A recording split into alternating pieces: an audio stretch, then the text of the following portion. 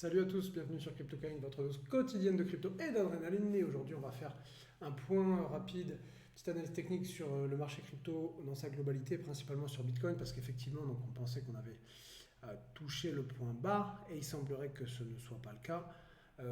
Est-ce que c'est le moment d'investir ou est-ce qu'il faut attendre légèrement plus bas pour tirer ses cartouches pour ceux qui veulent éventuellement réinvestir un petit peu ou qui auraient loupé, on va dire, le premier train acheteur? C'est ce qu'on va voir tout de suite. C'est parti. Donc Bitcoin, ici pris sur l'exchange Bitstamp. Encore une fois, toujours pareil, range, tendance haussière. La zone basse qui a été définie, la zone haute qui a déjà été définie. Et donc, on pensait qu'ici, on avait potentiellement fait un point bas. Ce qui est confirmé normalement par ce qu'on appelle la théorie de Dawes, c'est-à-dire que dans une tendance haussière, on casse les points hauts et on ne casse pas les points bas. Donc là, effectivement, on avait fait les points bas. Là, on avait fait un point haut. On avait tenu le point bas, on avait cassé le point haut, légèrement, mais on l'avait quand même cassé. Et donc ça aurait pu être un point bas. Et il se trouve que là, depuis maintenant 2 jours, Bitcoin nous refait quelques belles bougies de baisse et on se dit que voilà, en fait, on annule tout et puis qu'on est probablement reparti un peu plus à la baisse. Alors, qu'est-ce qu'il en est? Déjà, encore une fois, on est dans un range. Donc, dans un range, on sait que les profits seront limités. Ici, ce qu'il faut se poser comme question, c'est est-ce qu'on va revenir sur ce support ou est-ce qu'on a déjà fait le point bas?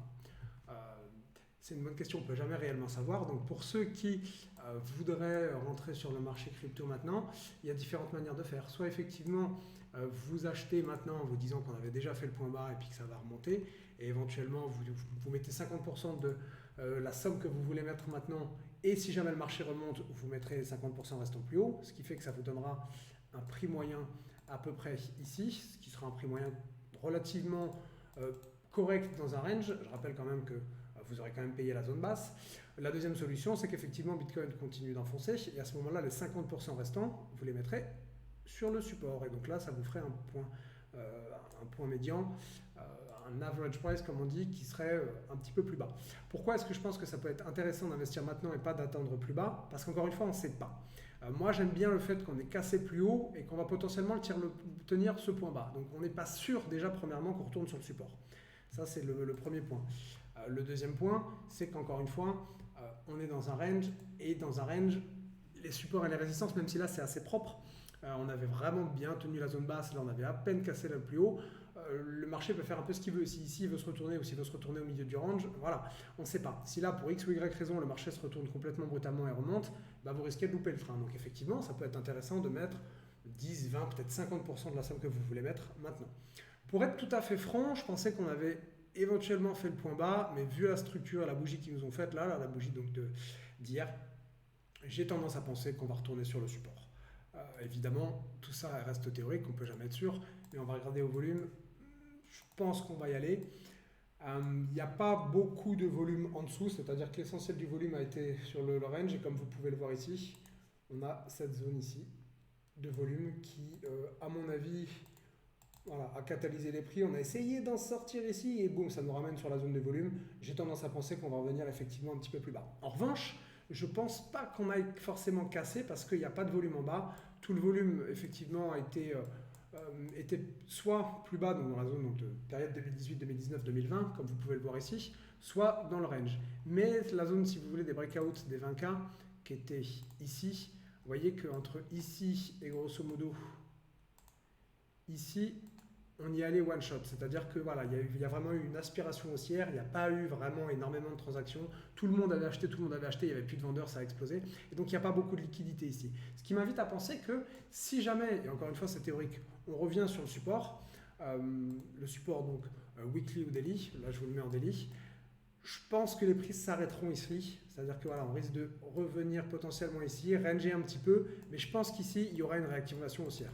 Évidemment, ça demande confirmation par les prix, mais moi, c'est plutôt le scénario que je jouerais. Pour être tout à fait franc, je ne voulais pas réinvestir parce que j'ai déjà investi ici, je crois, et j'avais fait un beau gain. J'ai pas vu venir ce gros mouvement baissier, j'avais vu venir une petite partie, mais je me suis fait piéger, j'ai pas vu tout venir.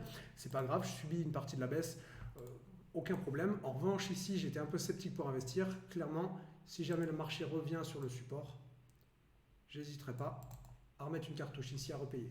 J'aurais payé ici et j'aurais payé ici. Ça ne veut pas dire qu'on va tenir le support. Je sais juste que dans une optique de long terme, j'aurais payé un bon prix. Il y a beaucoup de volume qui a été exécuté en haut, donc honnêtement, on va remonter. Encore une fois, l'offre de Bitcoin se raréfie, minage, etc. Vous connaissez toute la musique. Donc, je pense qu'il est bon de dire que c'est un actif qui de toute façon se valorisera au fil du temps. Et encore une fois, acheter le bas du range. Voilà, j'ai le même actif que ce que tout le monde voulait, mais vous l'aurez, si jamais on revient vers le bas, 50 à 55% moins cher. Pas de souci, j'achèterai avec grand plaisir encore une fois. Les liquidités qui me restent, je pourrai en mettre une partie sur le support. Ça, c'est clairement quelque chose que j'envisage de faire, si on y va. Donc voilà, à voir. La dernière chose que je voudrais vous montrer pour conclure ça, c'est de dire, est-ce qu'on achète Bitcoin ou est-ce qu'on achète des alts? Je pense qu'il y a Bitcoin d'un côté et les alts de l'autre. Il n'y a pas Bitcoin, Ethereum et les altcoins. Pour moi, il y a Bitcoin et les altcoins.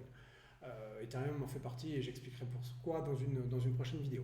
Mais ce qu'on peut mettre, c'est la dominance, c'est-à-dire en gros la part de Bitcoin relative au marché crypto et la part des autres altcoins. Et là, on voit que Bitcoin est quand même à 41%, ça a été bien baissé, ce qui fait que les altcoins catalysent beaucoup d'investissements et Bitcoin a perdu entre guillemets un petit peu de sa superbe. Maintenant, ce qu'on peut faire, c'est que si on compare ce marché donc, de capitalisation de la BTC dominance avec Bitcoin lui-même,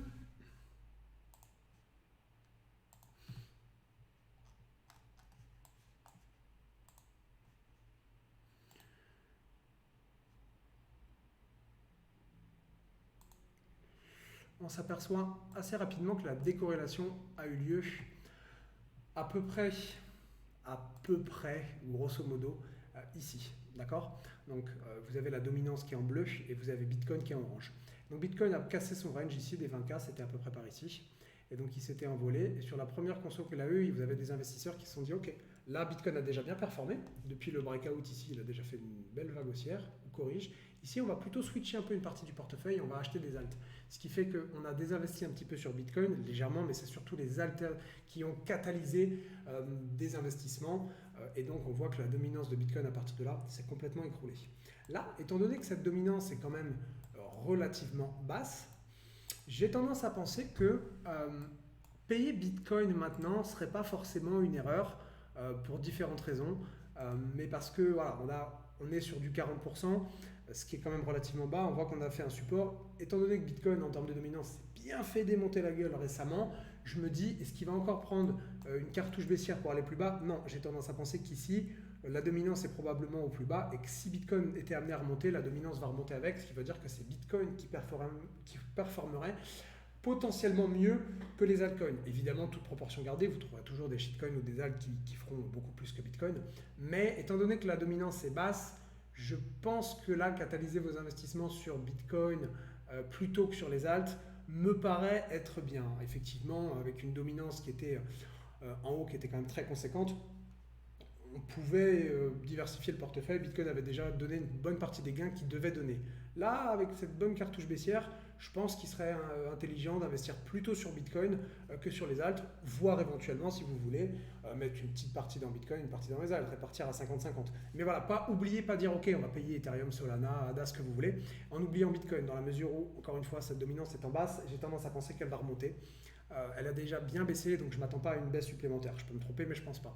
Donc effectivement, à mon avis, Bitcoin va quand même faire partie des cryptos qui vont pas mal performer en 2022 et potentiellement les 100K dont tout le monde parle. Bitcoin va-t-il toucher les 100K ou pas? J'ai tendance à penser que oui, mais je laisse ça pour une prochaine vidéo. Merci les gars et je vous dis à la prochaine.